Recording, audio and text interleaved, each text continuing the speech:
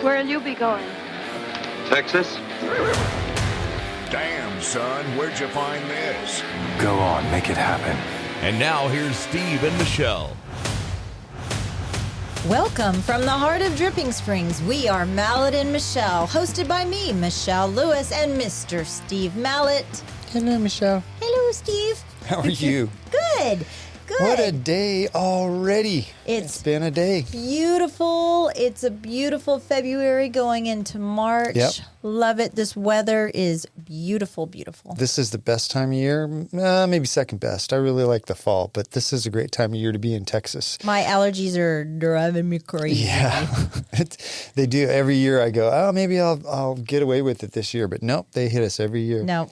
Show today brought to you by M. Elliott Studio, Capital Farm Credit, And Mallet Integrity Team. Yep. So And unofficially, Pigpen. Pigpen Barbecue. See you there on Tuesday. Yeah. Time for my real estate Mallet on the Market minute. Okay, go for it. Trying to do this the first episode that comes out every month. So here we go. Couple things. In Austin, there is a total of 5.5 million square feet of commercial space available in Austin. Okay. Currently, 27% of that is vacant, which is up 5% from 2022. 2022, we were coming out of COVID. You know, a lot of people were still working from home. It's actually worse now. That's a little concerning. Do you remember the empty Intel building? I remember all the empty buildings. No, remember when they kind of started it and then it just kind of sat vacant for years? Well, and the years city and years. of Austin and Travis County are both going to mostly work from home. That is such a... I know, it's weird. So I looked in Dripping Springs just to kind of get an idea, and there's actually quite a bit of warehouse and light commercial sort of semi-office / warehouse space for lease in Dripping Springs. And people that have way more time than me can figure out the percentage. I don't know what percentage of space is available in Dripping Springs, but I can tell you it's not 27%. It's much less. So that's good for us. People are wanting to live out here and work out here. And then on the residential side, in January, because when we're recording this, February's not over yet, the least expensive house that sold in Dripping Springs, so this is the Dripping Springs School District area, was a condo in Radiance, which is over there by Goldenwood off of 1826. Yeah, you're making that face, but you know where it is. Okay. Kind of behind Rimrock, Goldenwood, Radiance is back in there. Oh, okay. $299 for a 1,236 square foot condo. I know, $299. Wow. Anything in Dripping Springs. I never thought we'd see anything in Dripping Springs below $400 ever again. But there you go, $299. Wow. And then two sales. One was 27 acres with a 4,000 square foot house, pool, and a shop that sold in the back of Saddle Tree for $4,100,000. Wow. Cash buyer. Oh. Yeah. I know. Who's that person? We'll have them on the podcast in a couple of Yeah, that's right. Yeah, maybe it's somebody that's already been here. Followed by the second place residential sale of the highest price in a house in Kirby Springs Ranch, 5,500 square feet, 20 acres with the pool, sold for $3,480,000. Man, there's some big spenders out there. Yeah, and some people want big houses still. Well, people with lots of money, I guess, still want big houses. But lots of I'm kids. done with that. Yeah, no, maybe.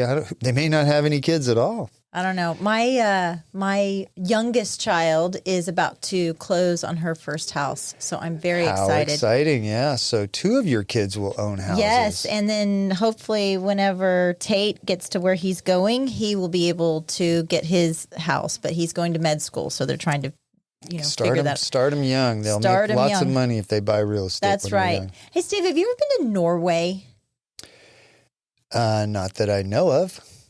Wait, is that a forgettable country? No, it's because a lot of times because being a Navy brat, a lot of times when we moved around, we would stop in places, and I don't remember, flight landed in Norway before it went to Scotland or whatever. So no, not that I know of. Oh, so do you consider stopping at the airport being in the? No, but you asked me if I've ever been there. Okay. Well, I learned something very interesting about Norway. They use the word Texas as a slang word. And it's been going on since around the 50s. Crazy, wild. They use it. Yeah, the adjective. Did you see a sentence where Texas was used for? I saw a TikTok about it, and I thought I'd do a little deeper dive about it. It appeared in a novel called The Boy, but it became even more popular when the Norwegians started watching cowboy and western movies. And now it's used widespread all over Norway, but it's frequently used as helt Texas, which means completely crazy. That's how they say. Okay. But they also use the term Hawaii football, which means out of control. I don't know. That's just Hawaii football. Hawaii football means out of control. So there's a brawl at the local bar and they go, that's Hawaii football. I'm going to use that. By a bunch of, what is it? Something Texas. Helt Texas. By a bunch of Helt Texas people. Yeah, isn't that crazy? How that's Helt Texas. Helt Texas. There you go. Hey, we got an email sent to us from Amanda Rudolph of drippingdragons.com, and she's putting on a show on June 15th and 16th at Ranch Park for exotic pets. That sounds so cool, but I'm going to stay away from the snake cages. They're going to have them there. They're going to have snake cages. They're going to have a veterinarian there. They're going to have food trailers, and they'll have exotic pets for sale. Will they have kimono dragons? Is that what Komodo dragons? I hope not. Those things are vicious. Oh, okay. Well, I've been watching on TikTok. I don't know why I got on this side of TikTok, but it's basically these dragon lizards. I don't know what they are. And they get their, what is it? Their shed, and they peel it out of their ears and around their eye. And it's like, I don't know. It's fascinating. They just take little. That sounds like the zit lady on Instagram. Pimple popper. I love that. Do you know what a Gila monster is? Uh-huh. So they're native to Arizona. A guy had one as a pet. I heard about this last week. Guy had one as a pet. It bit him, and he was dead within like a couple hours. So they're not known for being poisonous, but they are poisonous. Oh. His wife came in. He made a noise. She came into the room, and the Gila monster was attached to his finger. Within like a minute or two, he passed out. His organs shut down, and he died. Wow, we used to have, There's a happy note. Yeah, we used to let the kids have little lizards and frogs, and we'd feed them crickets, which the crickets smelled worse than any of the other animals. And one time, Kendall's frog, it was so cute, he went missing. We couldn't find him until later. I was putting away her laundry, and he was in her underwear drawer. So I guess she took him out and she stuffed him in her underwear drawer. So. I don't know if you know, when I first moved here 20 years ago, I owned part of a company that raised bearded dragons and veiled chameleons. Maybe that's what it was, a bearded dragon where they're shed. I don't know. They do shed, but that was a fascinating industry, but there was way too many animals and not enough people. I got bored of that pretty quick. Where was it here in Driftwood? It was in Driftwood. We had about a 4,000 square foot shop in Driftwood on the back of somebody's property. Did you smell like dragon? I smelled like crickets because we raised our own crickets, which is you know what? When my kids were that age 20 years ago, they loved hanging out. How do you raise a cricket? You're like, here, cricky, cricky. Oh, that's for another show. That's a long. I definitely want to deep dive into that later, because that is fascinating. It's a process where you put them in bins and you put the adults in there, and the adults lay eggs, and then you get rid of the adults, and then you put the eggs over in another place and you keep them warm and dry, if I remember right. And then they hatch out into the little baby ones, and then you move them up into bins over the time, and they grow into adults, and then you use those adults to raise. There you go. So you mean all that time that's a science I was going to PetSmart to get these stupid crickets? I could have raised them yourself right there in your garage. And your garage would have smelled just like that. Mallett's Cricket Farm. Yeah, that's right. There's lots of places that sell crickets. But anyway, June 15th and 16th, Ranch Park. That's Father's Day weekend, so moms, that might be a good excuse for you to get a little private time while dad and the kids go off and look at some snakes and reptiles. Do you think dads want to go off somewhere, snakes and reptiles, with their kids, or dads want to go off fishing and golfing or whatever? No, on Father's Day. On Mother's Day, it would be perfect if I was ever left alone. I think on Father's Day, we're supposed to spend time. We want to spend time with our kids. Well, Yeah. I know a lot of times mom need a little bit of a break, but in the afternoon you get to hang out with your kids. That's right. Well, we've been talking about on the show how crazy AI has gotten lately. And I heard this story. It actually went to court. So Air Canada had this passenger that she had a death in the family, and she wanted to find out what the bereavement policy was. So she went on their website and she went to their chat, like their little chat, and you can chat which with I somebody. never think is a real person. Well, apparently it's not. This Air Canada wasn't, and it's AI. And so she's asking about the bereavement policy, and they're saying, you buy the ticket, and then once you have proof, you come back. I'm totally paraphrasing. You come back, and we'll refund you the money. So the difference between the bereavement policy and a full price ticket. So she does all that, gets all the information, gets a real person a couple of weeks later and says, okay, I'm ready for my refund. And they said, what refund? And they said, well, I was talking to chat, and I guess apparently they email the conversation to you. And here they said, here's your bereavement policy. I'm going to be getting a refund. And they said, no, we don't have a bereavement policy. AI made up policy. No way. So this person took Air Canada to court, and the court found Air Canada liable. And because Air Canada was saying, oh, no, we're not liable for what AI says. And they're saying, no, it's an extension of your business. It's an extension of you. It'd be like if I said something to somebody just totally outlandish. And I said, no, that's Michelle's thing. Yeah. Even though I write her paychecks and she's in my office and all that. That's her. She made that mistake, not malintegrity. Yes. No, that's not going to fly. So it's interesting to see, I think right now what's going on in the Supreme Court, they're talking about social media and AI and all this other safety. And I'm wondering if we're going to start to see the real person on the other end of the line again versus AI. Because look, AI only knows what you teach AI, right? And so Google... I'd like to say, that's right. But honestly, the more I read about AI, the less I understand it, quite honestly. Well, totally. I mean, Google's talking about that right now. I guess they're testifying also. And one of their mission statements when they first went public it wasn't to do no harm, but it was like, don't be mean, don't be something like that. Be nice. Yeah, be nice. And this AI stuff is very scary. Very, very. Well, you think at some point you'll maybe be online or maybe in your car and you'll be trying to do something and AI will decide, no, that's not good for you. And it'll prevent you from doing it without knowing the whole circumstance. Well, I would think like in a real estate side where you have a real mortgage broker and you can sit with that person either on the phone or across the table and you can say, okay, here's my circumstances. I'm either self-employed or whatever. And so this year I made this much and that year I made this much, but because of these extenuating circumstances, but you have a real life person, right? Yeah. And if you're going to AI, all they're doing is just plugging these numbers in, kind of like the IRS does. Yeah. They just plug your numbers in. Plug your numbers in, and then if a little red flag comes up, you're in trouble. I just saw a story the other day about people, because a lot of companies now use AI to filter out resumes. So they get 100 resumes a day, and all 100 of those go through AI, and a certain percentage of them are disqualified for one reason or another. There's a whole industry being built now to teach people how to write resumes to make it past the AI filter to a real person that can actually read your resume. Yeah, because you're supposed to take what they're looking for and you have them plug that into your resume.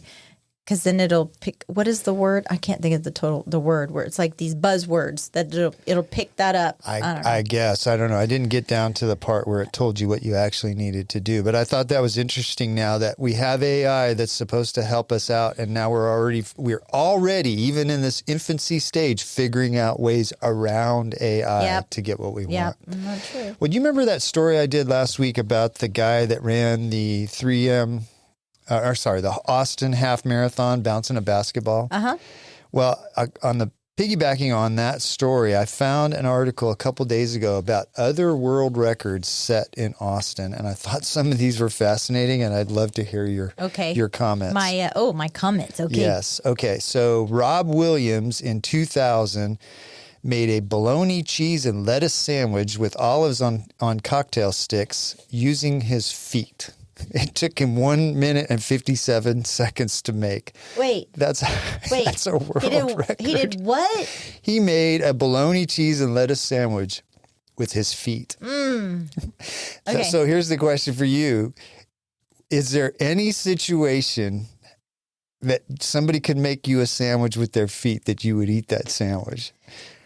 If Jesus himself made me a feet sandwich. After you scrubbed his feet, washed his feet. I was thinking about that. I was like, I don't care if they dip them in alcohol, they wash them, they soak them for 24 hours. I am not eating that sandwich. Yeah, I agree. All right. Most burritos made in 3 minutes was at South by Southwest. London Nichols made 10 burritos in 3 minutes. Okay. Most haircuts given in 1 hour. Ivan Zoot at the Men's Grooming Center gave out 34 haircuts in 60 minutes. I bet those were fantastic. Side note, he also works at the Army boot camp. Yeah, that's right. Yeah. Smallest test tube experiment was at UT Austin in 2009 using a really small test tube. How tiny? It measured the diameter of only 1/1000th of a human hair. Oh, wow. That's pretty small. Yeah. I guess you see that with a microscope. That one's kind of boring. Oh, all right. Okay. I was actually not going to read that one. That test tube, the test tube one was boring. Yeah, you'll like this one. Okay. Heaviest ball of dog hair. Texas Hearing and Service Dogs in 2012 collected dog hair from 8,000 dogs and used it to assemble a 201-pound fur ball. It was like found in Steve's vacuum cleaner from his daughter's dog. I don't even know. How big is a 201-pound fur ball? And once you've gotten the world record, what the heck do you do with it? It's just not going to fit in your garbage can. It's about 70 pounds bigger than I am. It's crazy, isn't it? Yeah. 1967, Cream Puff was the oldest cat ever and lived in Austin, lived 38 years and 3 days. Aw. Did you know that? Cream That cats Puff. could live that? Yeah. I did not know that. And then the last one, Strongman Mama Lou in 2014 ripped 5 1,000-page phone books at Central Market and also has the record for most apples crushed with her bicep in 1 minute. I bet she's a pretty little thing. She smashed 10 apples with her bicep in 1 minute. When you started saying she smashed 10 apples with her butt, I was like, please don't say butt. Please don't say butt. And you said bicep. Actually, that world record may be forthcoming. Maybe the Guinness Book of Records will have a new segment for apple crushing butt cheeks. Oh, there you go. That's a story right there. Speaking of feel-good stories, I don't know if that was a feel-good story or disturbing story, but there is a story out of Dallas that I just thought this just really warmed my heart because you hear just so many ugly things nowadays, especially coming out of the border. Yep. So this elderly woman, she was found 2 days later. She was driving, just went out for a drive. 2 days later in a little town in Mexico. Had no idea where she was. The police stopped her. She was apparently driving the wrong way down one of the streets. I don't know how you'd know in Mexico because if you've ever been down to the border towns down there. How do you tell? She was disoriented. She was 10 hours away. She passed all of these checkpoints and they just waved her through. Waved her on down. And they were trying to call all the numbers in her phone for family members to find out who she was. She didn't know where she was, who she was, why she was. Very sweet. I've seen the body cam video of it. And the mayor of this little Mexican town, I couldn't pronounce the name of it, but put her up in a hotel. No way. Kept trying to call her family, ended up putting it on Facebook, trying to find out who this woman was, found her family, and this mayor, she drove this sweet little lady back to Dallas. Aww. Isn't that just nice? That is sweet. And so when they interviewed the mayor, she said, "You know what? I could identify this was maybe my grandmother or my auntie, and so I wanted to make sure that she got home safely." And that goes back to the way I feel like we used to live a little more, which was, you treat others as you want to be treated. And There's too much of people just driving by or walking by things now, or in worst cases, just videotaping when something's going wrong. But, if you see somebody that looks like things aren't going right, step in and help them. If they got a flat tire, pull over and help them. Yeah, I just thought it was nice because nowadays people are so afraid to help people because everybody's so sue happy, which is, exact. Sue happy, and then the media plays up that everybody's trying to murder everybody else on the planet. But although when you did say videotape yesterday, I was guilty because I was at my endocrinologist and this woman was going batshit crazy at the front staff because my doctor has COVID and so he was doing telemed, but her insurance required her to be in the office and do a telemed. It was her insurance. She was like, "This is ridiculous," and she's like, "I want the doctor in here right now." And so, yes, I sat there on my lap and I recorded. So the doctor should have driven over there, given her a great big old hug, kissed her on the cheek, and said, "Welcome, you got COVID." Yeah. Well, when I talked to my doctor, I told him what a good job his staff did of kind of de-escalating. Diffusing it. Yeah. Well, no, she was crazy. Yeah. You see a lot of that, and I hate when I see somebody yelling at somebody that is relaying information that they don't want to hear, but is not the person making the decision that came up with the policy. They're just relaying it to you. You yelling at them is accomplishing absolutely nothing. You think it might make you feel better, but hopefully you're the kind of person that an hour later you go, "Man, I shouldn't have done that," and you want to apologize. Yeah. But just stop all that. I saw another video, which was really nice. It was an elderly lady living next door to this guy, and she went over and she obviously was a little disoriented, and she's banging on the door, and she goes, your light is bothering me, and she's yelling and screaming at him, and he said, "Sweetheart, all you have to do is come over and tell me." And he said, "If my light's on, it's because we're in the backyard. Why don't you come over?" He recognized that she was lonely and she just wanted to yell. Yeah. And it was so nice. Made a friend. Yeah, it was so nice. Yeah. So. Well, we're going to make some friends right here. We know Rachel Good, and she's going to bring her husband in, Daniel Van Doveren. Yeah. And he owns a couple of car companies, restoration car companies, and we're going to hear all about that. They own Vigilante 4x4 and Jeep Heritage. Yeah, so super exciting. We didn't mention that until the end. That was a mistake, but I'll own it, and we're going to take a little break and get them in here. Proudly sponsored by... At Capital Farm Credit, they understand that owning land is more than just a transaction. It's a legacy, a future, and a place to call your own. For generations, Capital Farm Credit has been the trusted lending partner for land loans, farmers, ranchers, and rural dreamers just like you. Their personalized loan solutions cater to your unique needs, making the journey to land ownership smoother than ever. Capital Farm Credit, your land, your legacy. Visit capitalfarmcredit.com or Mark Rutledge at 512-892-4425. Capital Farm Credit, an equal credit housing lender.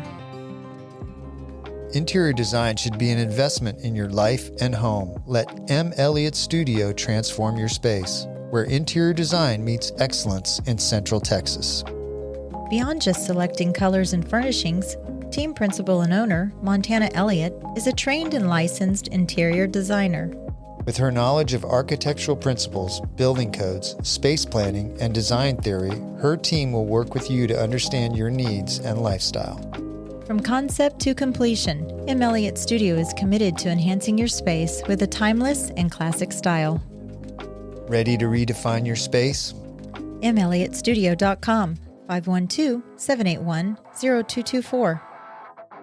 This portion of the show is brought to you by the Mallet Integrity Team of real estate professionals. They are based in Dripping Springs and bring you over 45 years of combined experience helping people reach their hill country real estate dreams. When you want the best in town, call them at 512-829-2062 or look them up at malletintegrityteam.com. And now, here's Steve and Michelle. And we're back with Rachel and Daniel Van Doveren. Did I say it right? I did it. Vigilante 4x4 and Jeep Heritage. Welcome to the show. Thank you. Thank you guys for having us. Yeah, we're excited. Pull that mic a little closer to you. Rachel works in the office right down the way from us, so I'm very thrilled to finally pick your brain about this whole little adventure. And to be in here with you guys, I always walk by and hear laughter, and now I get to be a part of it. This is it. This is what we're doing. We're just making fun of each other. That's all we do. No. This is where the magic Yeah, happens. it's funny, Rachel. I've known you for a couple years, and we never really have gotten to sit down. So this will be good for It's this. perfect. Will be fun. Yeah. You may get too much information. No, I doubt that. So, I want to know first of all how you guys ended up in Dripping Springs. Well, so we're actually in Johnson City. Yeah, Johnson City. I work here in Dripping Springs. When Daniel and I met in 2017, he was looking to make a move to Texas. And Where were you? I was in Houston. Okay. And you were in? And I was in Belgium. Okay. Belgium, Europe. Yep. And so... Is there another Belgium? No, but most of the time people think that Belgium, in the U.S., they think that Belgium is like in Germany, Oh, okay. a city in Germany. Okay. It's, So we have to educate. it's So an we have to- actual country. Just like how he had to educate you on how to say your My own last name. Okay. Yeah. And he's let me say it wrong for how many years now? Many years. That's Hey, that's a come good on. husband, Rachel. Yeah, and I don't know. Could have corrected me a long time ago. So how did you meet him in Belgium? I didn't. Okay.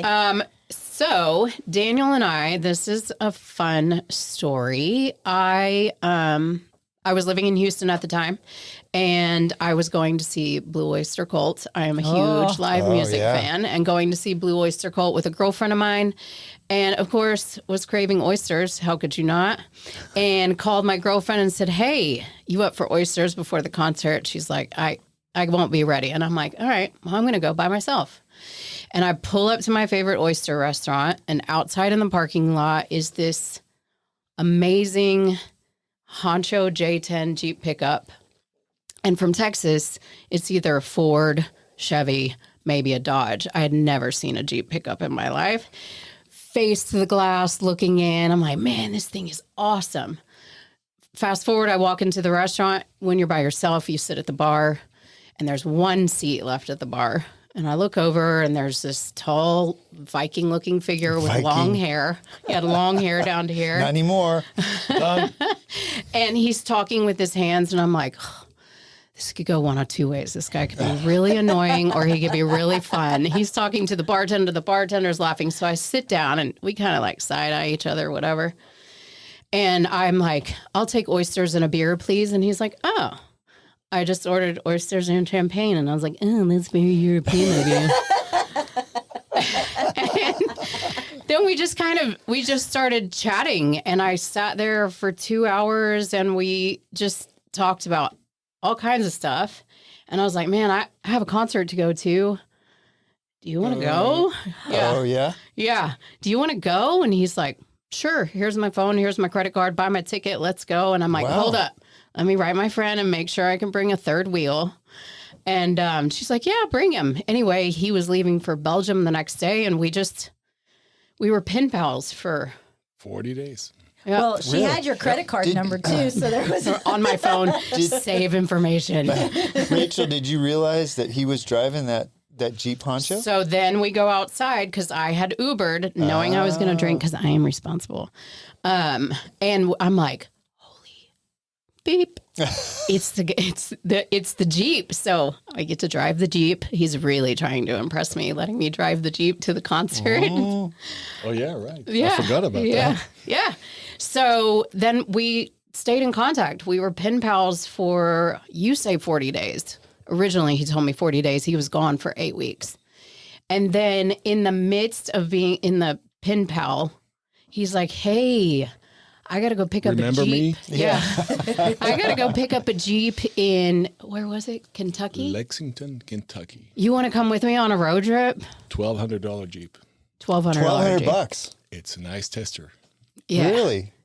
Yeah, that could have gone either way. So, of course, I Googled him to make sure he's not a serial killer. And Google told me that he was in every deep, dark Jeep forum. Everybody knew who Daniel Von Doveren was. Really? Does Google have a serial killer section?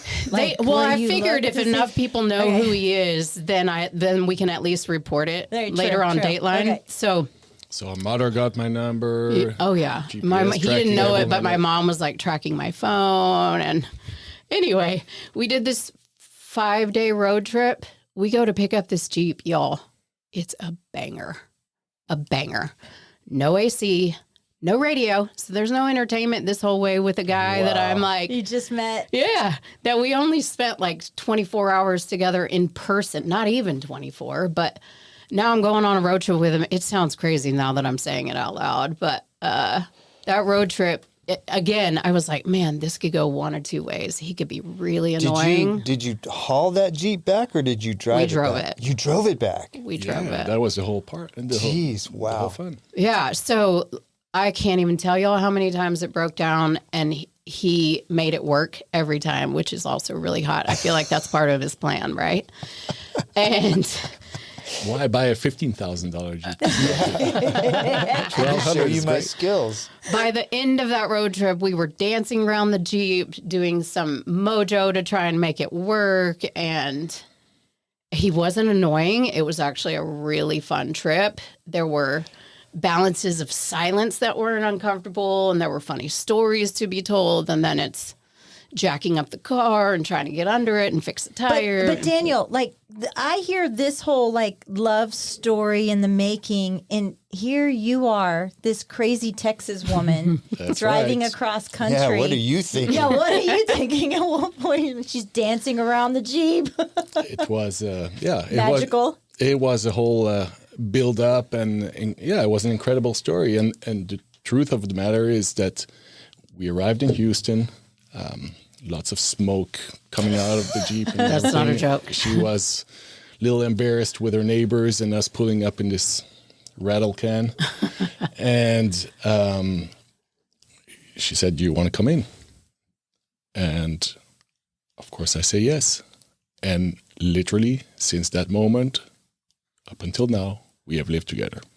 And we are now, married What a with love a child and businesses together, and just a crazy adventure. And just think, if you hadn't thought about oysters and gone up to the bar where the Viking was, none of this would have ever happened. None of this would have ever happened. We talk about that a lot on the show, the things in life that happen, you don't know why they happen, but the things that come out of those just seemingly just random things that happen can be so great if you let them happen. Yep, that's it. So why was he not annoying? Well, listen, my thing is like, I'm okay with silence. People that try to fill silence all the time. And that was my worry in a car trip. I'm like, I don't really know this guy. What if he tries to talk too much? What if he's like overcompensating? But like I said, there were just moments of silence where we were comfortable. We were okay. We didn't feel like we had, that's a long road trip. Yeah. That was a long road trip. Daniel, what were you thinking?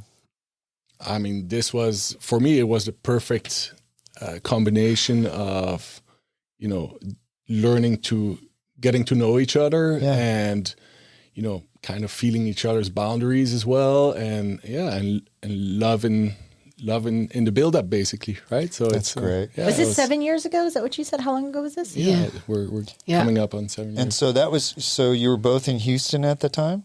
Yes. So Rachel owned a fitness studio in Houston, and I left Belgium when I was about 35, and I didn't really leave Belgium, but it had always been a dream to come out to the U.S.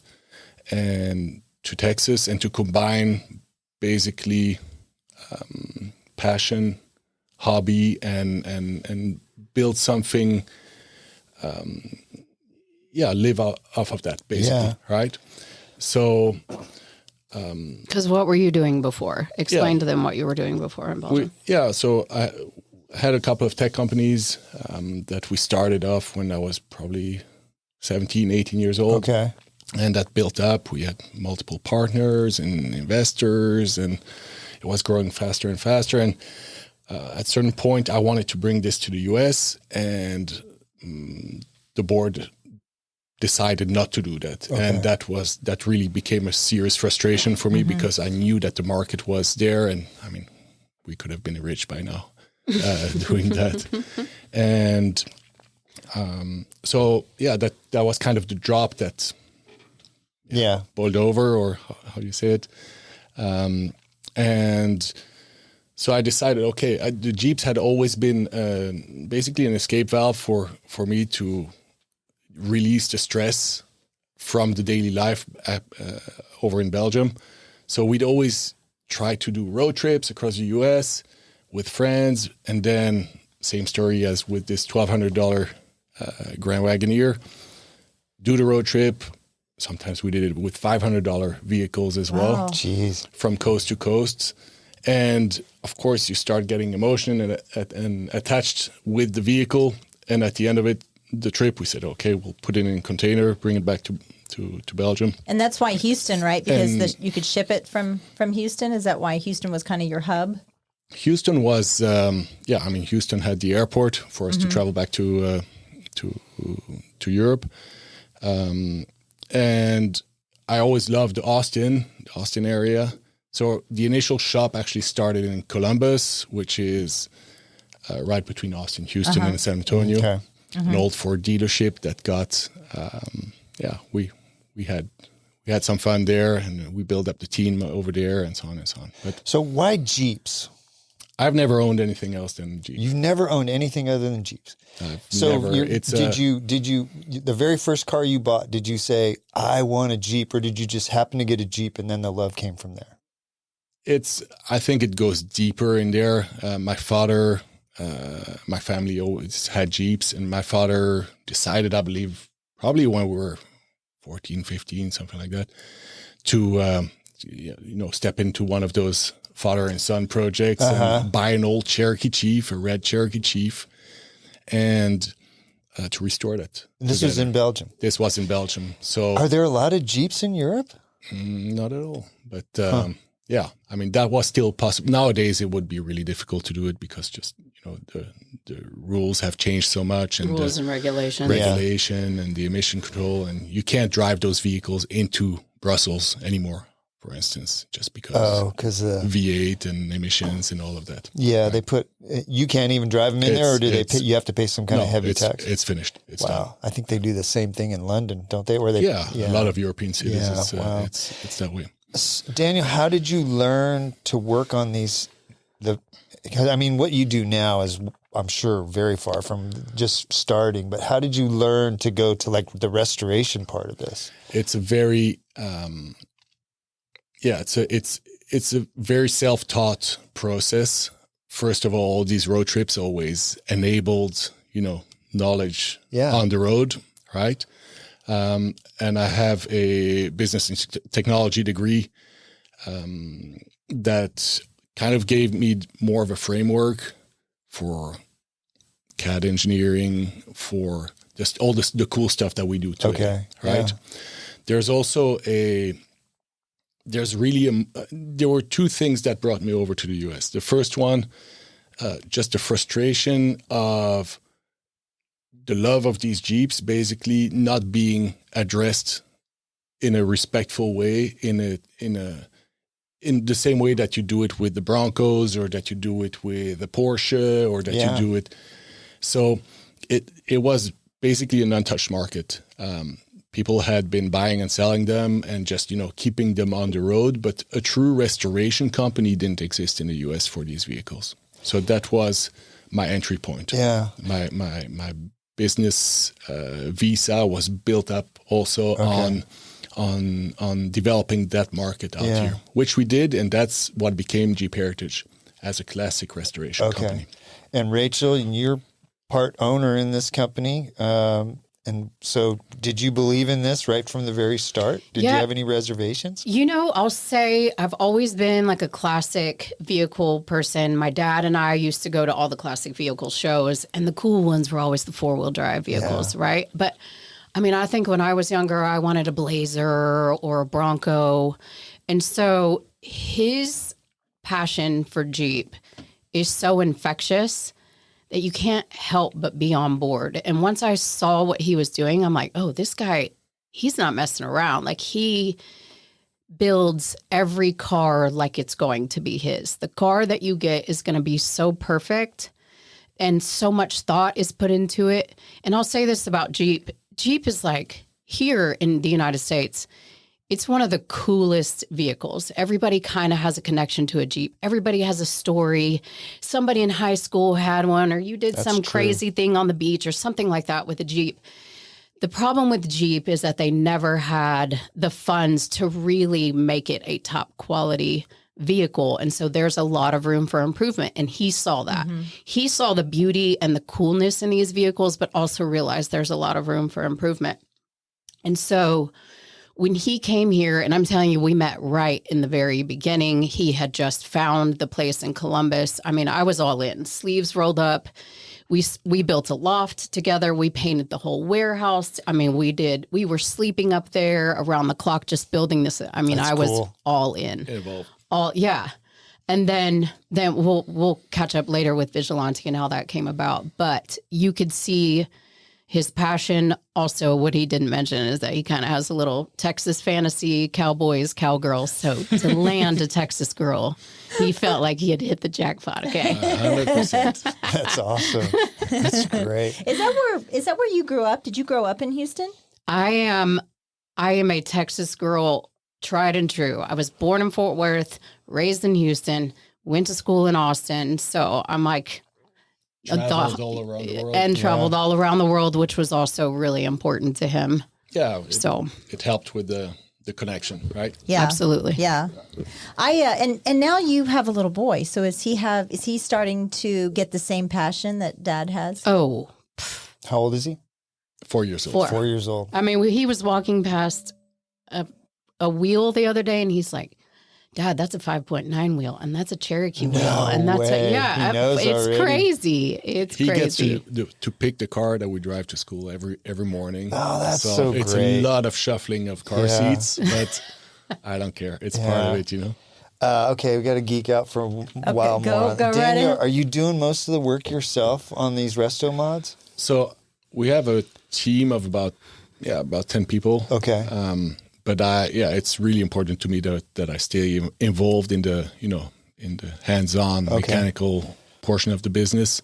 Of course, the rest has to be taken care of as well. But I'm So do truly you involved in farm out some of it, like paint? Do you send that out, or do you guys have a paint shop there? So we're really good project managers, and we over those 20 plus years that I've been doing this as a hobby and now as a business, just have built up a network of incredibly skilled craftsmen, and they are partially located at the shop and partially located wherever they are, but they do their little portion of the puzzle, and we bring it all together here in the Hill Country. Okay. Right. And I noticed I think on one of your websites, or maybe on a YouTube video, you have some parts with your names on them? With your name on it? Yeah, we manufacture a lot of parts. So what's that process, getting your own parts to manufacture? So a Bronco, a Camaro, whatever,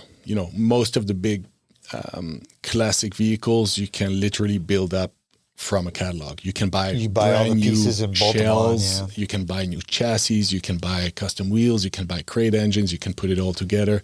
And that basically, is an enabler for a lot of these restaurant companies. Jeep has nothing. Really? And so there's a lot of craftsmanship that just goes into restoring old parts for like bodies. There's no one making fenders. There's no one making wheels. There's no one making instrument clusters and so on and so on. That's interesting.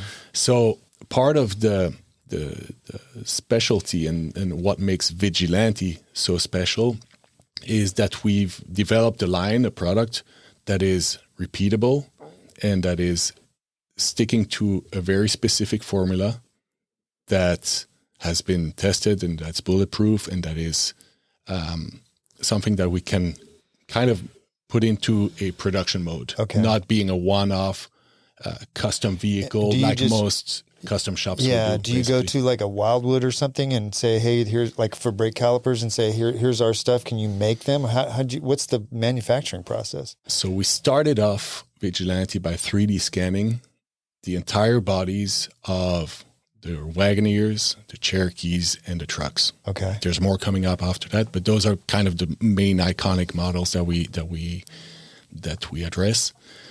Having that in CAD allowed us to basically re-engineer everything that's below the body line, being chassis, suspension, brakes, and allowing us to virtually drop in engines that are also available in CAD on those chassis, making sure that there's no fitment issues, making sure that the weight distribution is good, and so on and so on and so on. From the old days where you just had to, it was trial and error, right? It's bananas. And the reality is that 10 years ago, this would not have been possible to the extent that we do it. Today, it's totally possible. And there is so much that goes on other than just manufacturing wheels that look like the original wheels, but that are a little bit of a bigger diameter. Right.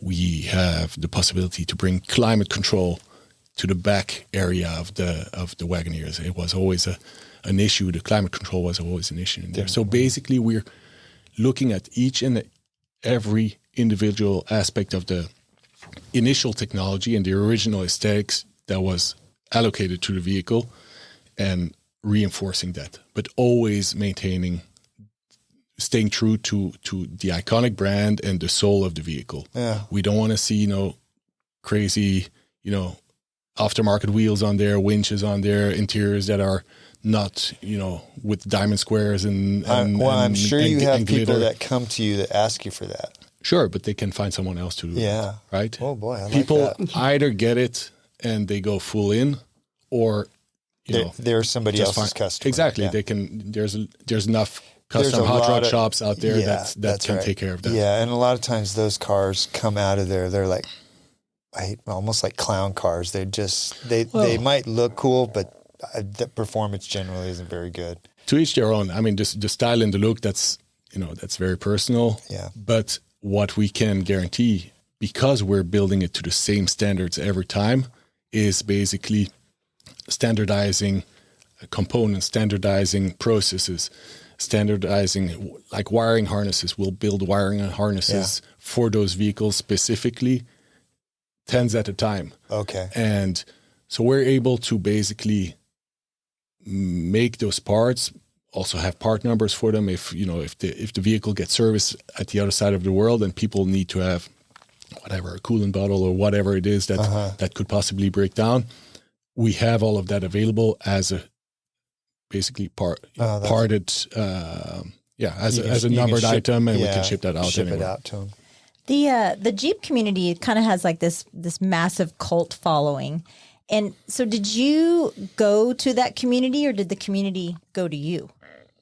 So there's also different parts of the Jeep community, right? And so that's the other thing about Jeep. Like Daniel was saying, there's not a catalog per se of these full-size Jeeps. And that's kind of the differentiation there too, right? Daniel and our company kind of really focuses on the full-size Jeeps.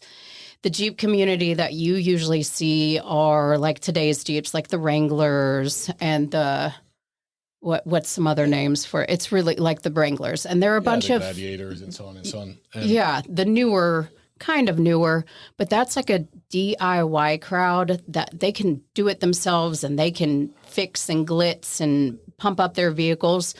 We are more the full-size Jeep world, although we also do some CJs.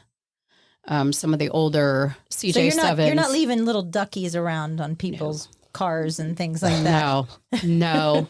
Like I said, there's so many aspects to Jeep, and we won't touch anything past 1991, which is when they built the last Grand Wagoneer. That's where I saw you specialize between 1964 and 1991 is the Jeeps that you're specializing in. And you've done a few military Jeeps that are older too, right? Right. But the whole Restomod formula is basically applied to those years. Yeah. Right? You've been highlighted in Motor Trend, Hemmings, Rob Report, Hot Cars, Shop Magazine. Most recently, you were on Autotopia. Right. Also, so you have this following kind of that is huge. How do you feel about that? Kind of being a little Jeep celebrity. Celebrity? Wah, wah, wah. I thought that landed pretty Yeah, well. it did too. Suck it, Mallet. Well, the real celebrity behind everything is Rachel. I mean, we gotta put that in. Sounds like it's a good partnership. It is a great. We it are is. a great partnership in this. Yeah, sure. It's a little bit of a strange feeling, but great. That builds the community and Good yeah, for business. it's good for business, definitely. And there's more coming, right?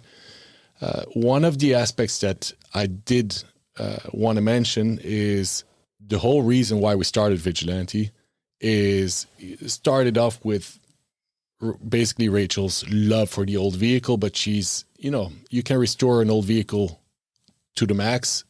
You're still dealing with 40 or 50-year-old technology, right? Mm-hmm. So we started talking about these ideas in 2020 when we did make our move out here and set up the company in that sense, basically merging new technology with the old look. That's it came out of her demand initially. Yeah, let's put it that way. Her demand for not being stuck on the side of the road. Yeah, Right. That's the resto mod industry. Correct. Yeah, which is kind of a newer thing. Well, I mean, it's been around for a long time, but it's gotten more popular because it used to be that you got a car and you restored it to back to what it was when it came out of the factory. That's what everybody aspired to do. Now there's a lot of people that want it to look like it came out of the factory, but perform like a new car. Correct. And that's what you're doing. Yes, sir. Yeah, that's correct. But also, to be fair, yes, I did start putting the idea in my husband's head. I'm like, come on, these are such badass vehicles. Can we not why can't people put newer technology in these old vehicles? And the timing had to be right. And him being from a tech background, when he saw that 3D printing was coming more readily available, just a lot of things that you need to be able to manufacture some of these parts and take them up to the level that is his vision, that's when he was like, okay, we're ready. Let's do it. Do you get some purist pushback from people that are for just sure. want you to There are some purists that definitely hate us with that, but we're still able to help them out as well, just because we still have Jeep heritage as well. Now, the reality is that 3-4 years ago, we were doing 95% classic restorations and 5% maybe, resto mods or in that direction. In that direction, yeah. And today we are doing 95% resto mods. Really? And 5% That's of crazy. classic restorations. It is crazy. So, Do you see, we have the website up right now, vigilante4x4.com. I wanted to ask, because you've got some great looking Jeeps on there. So who's your typical customer? Is there a typical customer model, or are they just all across the board? It's kind of all across the board. But I'll tell you, and this is what I told Daniel about putting the more modern everything under the hood, we have definitely moved to a higher female clientele as well. Whereas we were kind of getting like the diehards with the classic restoration, just like you said, it's those people who I need it to look exactly like catalog. And he was that person when I met him as well. Whereas now you're reaching a lot more people that really wanted that dependability and that technology, because the older stuff, it's great for driving around town, but what happens if you want to get on the freeway and you're trying to keep up with everybody, and you want more power, but you need better brakes? And are some of these customers people that they want to drive a classic car, but they don't want to be in their garage all the time fixing it?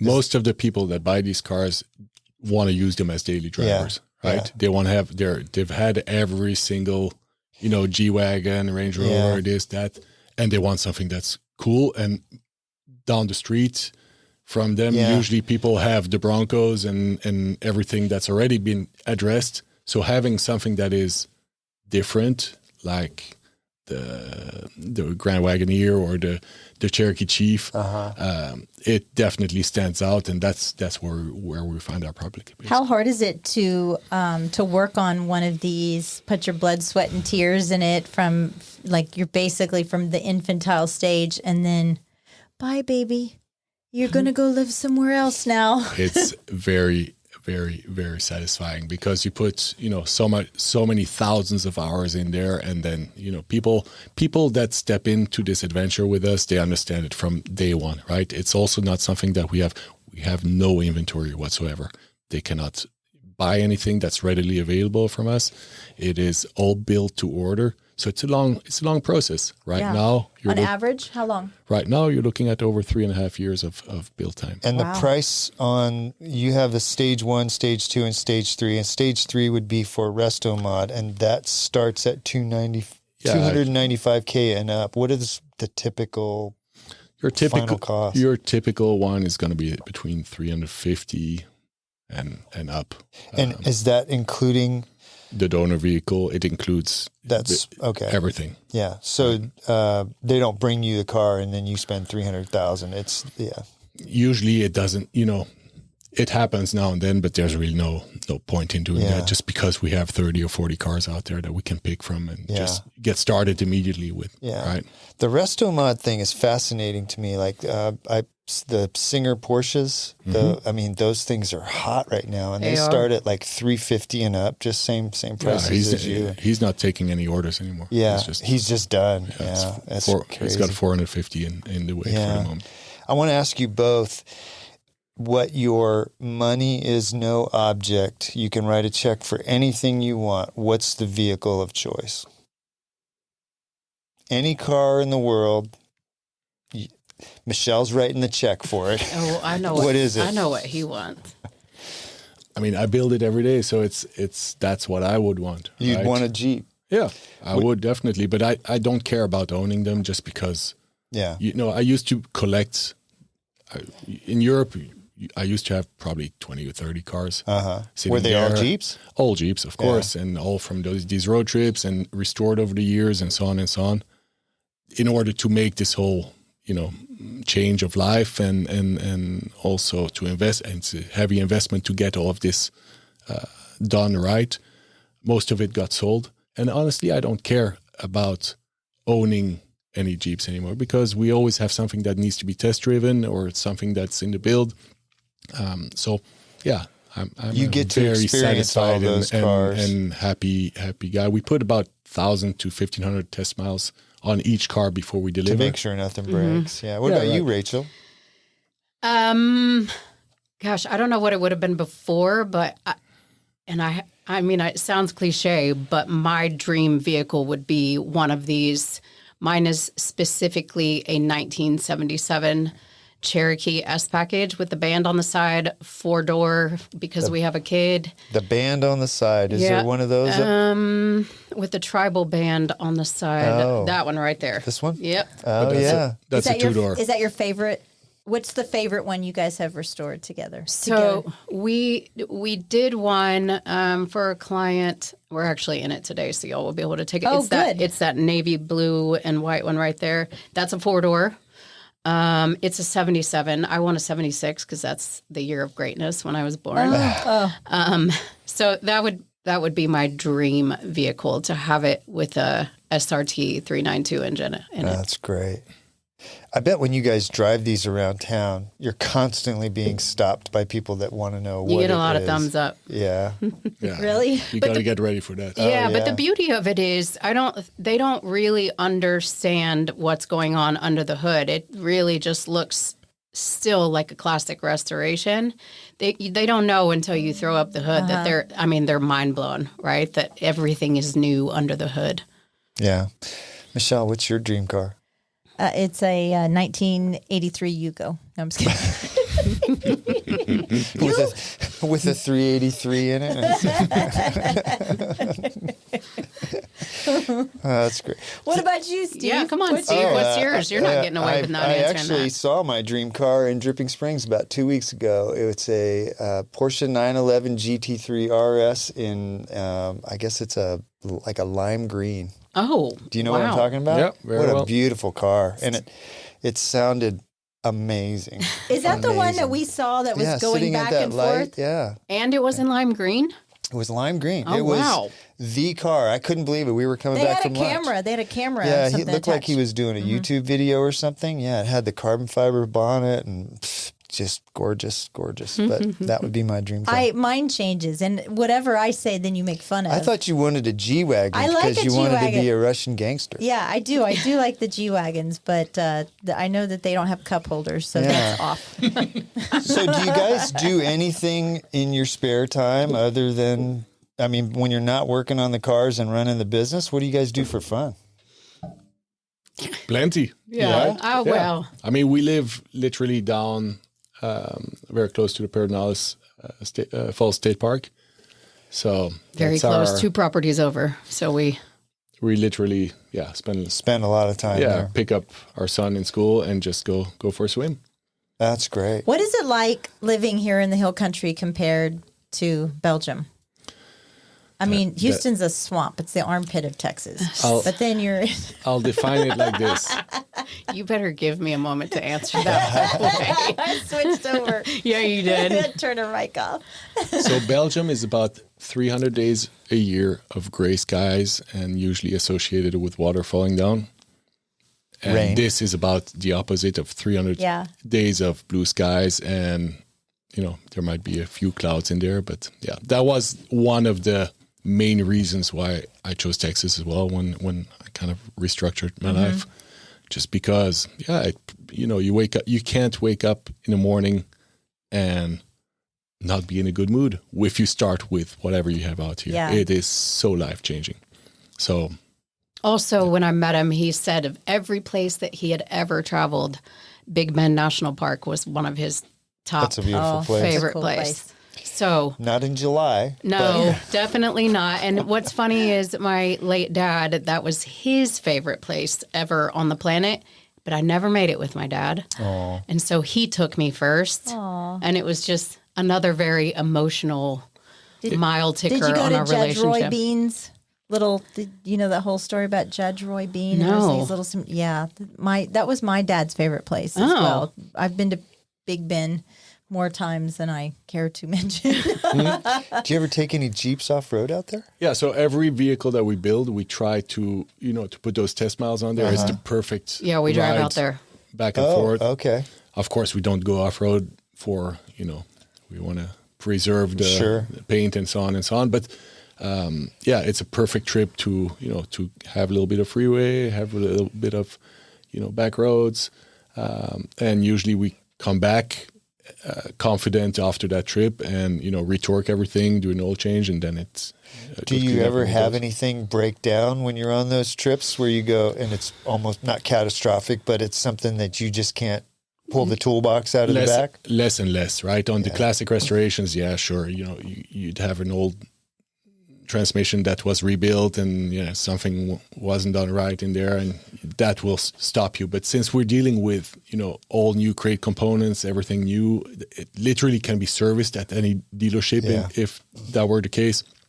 No, nothing really. There's nothing major. No, It's I'm just not a sure. matter of retorquing and suspension adjustment. Also, we kind of we try to understand how people are going to use these vehicles at first. So we'll play with suspension, if it's going to be a family vehicle, if it's going to be something that is going to be a Mountain vehicle. Sunday, exactly. So, that requires some adjustments. And, sometimes it does take one or two tries on coils and so on to find the right balance for the user. Yeah. We won't do that out in the desert, but it gives us a good idea of operability, basically. Rachel, on our bio that we ask you guys to fill out, which you were very brief, but To the point, I figured we'd uncover more Well, live, we did. right? Yeah, we because she covered filled it out already. yes, I know. But you mentioned that you play pickleball. Mm-hmm. Is that a newer thing for you? So I think I stepped it. Well, you live right down the road from Dreamland, right? I think I drove past that place and thought it was a concert venue because when we first moved out here, when it first opened, they had some big concert thing or whatever.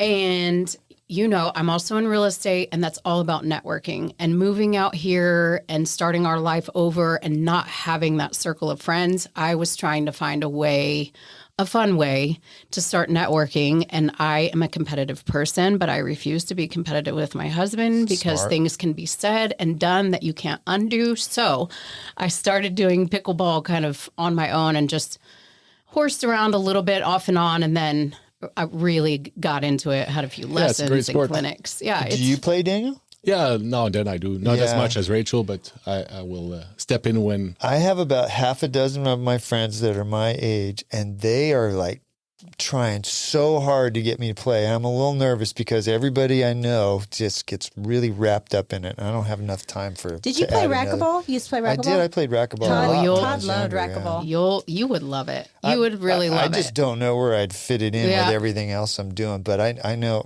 my buddy Tim, every time I see him, he's like, hey, you want to come play some pickleball with us? I'm like, no, Tim, I'm not doing it. Yeah, I'm afraid it's I'd actually fall into it. it's actually really fun. It's not too you can make it as difficult as Yeah, you that's want, what I right? hear.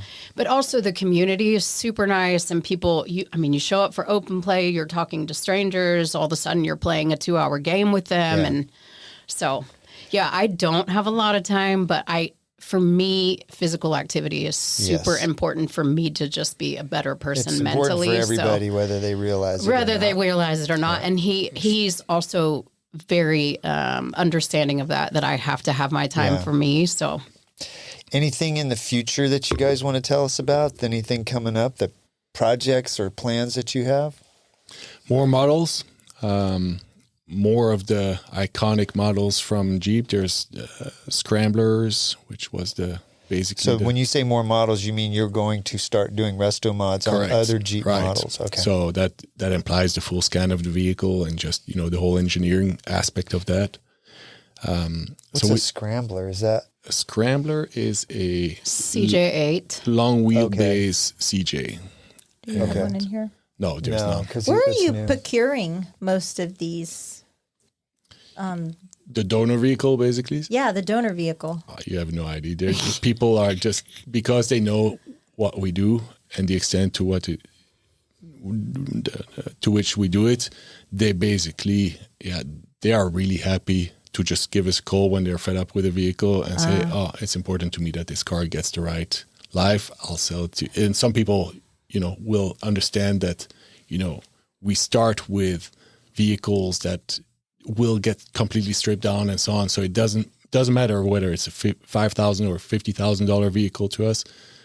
The end product will be the same basically. But because they want to have something that is going to be respectfully restored, or that they want to make sure that that vehicle gets properly restored for the next user, they contact us, and now and then we'll buy it if it's close by. We've bought a lot of cars out here in the area, just from people seeing our sign on the road and just stepping in, seeing what we do, and Yeah. Is there any vehicles that you've never come across that exist that you want to find one day, like a barn find? Oh, that's a good, yeah. No, but No, you've seen them all, huh? But there's vehicles that I know are really good donors and that sit out in the yard somewhere, and you can come out on the way to Big Bend. There's a really nice yellow Cherokee that is back in the fields, and there's a house, and I just don't dare stepping on that property and say, "Hey, man!" But I've tried to catch their attention from every possible way. Like, do you stop in front of the property Yeah, and like just, wave your arms and nobody ever comes out? Yeah, and scream, but the dogs are out and this and that. yeah. And, you can't. And I know nothing's happening to that car, and I'd be happy to give it a second life. But so that's the HE. Keep Come on. trying. Keep yeah, trying. let's I will. find that Yeah. owner. Let's Give find it a second You life. have a wife in real estate. She can pull some tax records. Yeah, that's true. That was Well, we've done all of that. Don't believe me or not. we did stop at that house and he's like, "Babe, I'm just afraid they have guns." I'm like, "They probably do." Oh, they have guns. For sure. They have there. guns. The question is, are they going to shoot you or Yeah, not? that's not, it. Not do they That's have it. How much guns? time do Yeah. you have? I Yeah. will say on the books, as a Keller Williams agent, I'm hoping, I'm pushing my husband to make a Keller Williams red 4-door Cherokee that's on the project books. So with my sign on the back. So be on the It lookout would for definitely that. get some attention. All right. Sure. Well, this has been a lot of fun. I have learned a lot of things about these cars that I never knew, and Actually, we need to take a tour of your shop if you would ever open it my up God. for us. I Feel free. We would to see love We'll get some that. video of that for it. sure. You have one of the cleanest shops I have ever seen. I don't know if you cleaned it up for picture day, Nope, but and that man, is it not just for pristine. picture day. It looks like No, that all the time. all huh? the time. Yeah. It's really important, that you just build. If you're going to build something pristine, you got to do it in an enjoyable environment where Yeah. everything is impeccable and where you can literally eat off the floor. And Vigilante4x4.com. You can see those pictures. Yeah, there's some beautiful, beautiful cars. Thank you. Yeah, well, thank you guys for coming in and spending some time with us today. I really enjoyed it. Yeah, We thank did you too. for having us. We did too. Ready to turn your land dreams into reality? Look no further than Capital Farm Credit. Need a loan for your perfect piece of land? Capital Farm Credit is there for you. Their dedicated team will tailor a loan to fit your unique needs because your dreams are their priority. Capital Farm Credit, your land, your legacy. Visit capitalfarmcredit.com or Mark Rutledge at 512-892-4425. Capital Farm Credit. Together, we're better. Capital Farm Credit, an equal credit housing lender. Elevate your living experience with M. Elliott Studio, your trusted partner in interior design, registered and licensed by the state of Texas. You want your home to reflect your personal style and identity. Investing in a well-crafted design doesn't just beautify your home, it enriches your life. Team principal and owner, Montana Elliott, understands the profound impact of a thoughtfully designed space. From remodeling to full design, M. Elliott Studio is the first step to unlocking your style. Turn your aspirations into reality. Tailored to your taste and desires, M. Elliott Studio will work to create an environment that embraces your style with style. Your space, their expertise. melliotstudio.com 512-781-0224. This show has been brought to you in part by the real estate pros at the Mallet Integrity Team. When you're looking to buy or sell, you need them on your side. Why settle for less when you can have real estate done right? Give them a call at 512-829-2062 or get more info at malletintegrityteam.com. You know you like us, so go now to Apple Podcast or Spotify and leave us a review. Why don't ya? We love your feedback and comments. Email us at malletandmichelle@gmail.com. Thanks for putting up with us.